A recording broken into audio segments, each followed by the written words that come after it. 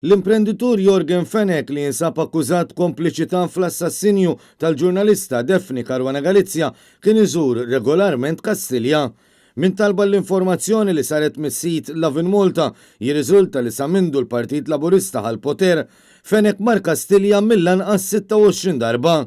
Minn dawn 19 kienu żjarat lil Konrad Mizzi.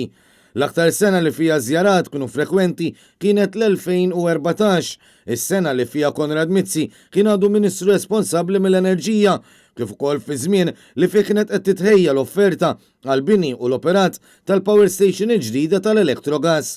F'dan il-perjodu Jorgen Fenek mar Kastilja 17 darba.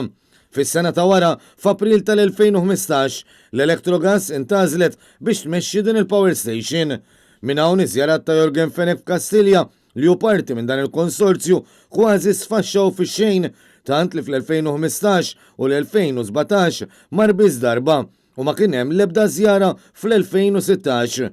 Minn dak iż-żmien Konrad Mizzi riżenja minn membru tal-Gvern Laburista, iżda sissa ma tax raġuni għaliex għamel dan minkejja li ftit jiem qabel ftaħar li ma kellux għalfejn jirriżenja. Din l-informazzjoni tkompli torbot fuq l-aħbarijiet tal-aħħar jiem li jikxfu kemm Jorgen Fenek kien qrib in-nies ta' Kastilja. Fost dan minn informazzjoni fil-qorti fejn saħansitra kien żvelat li Keith Schembri, l-ex-Chief of Staff ta' Joseph Muscat, kellu telefonata ta' kważi nofsija miegħu lejlet li allegatament ipprova jaħrab minn Malta.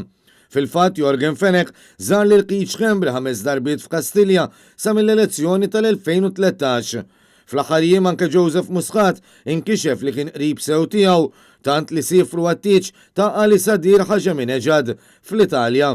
Irċieva minn għandu arloġġ li jiswa aktar minn 20,000 euro kif ukoll set inbit prezzjuż wara li stiednu għall-irċeviment fil-Palazz tal-Girgenti.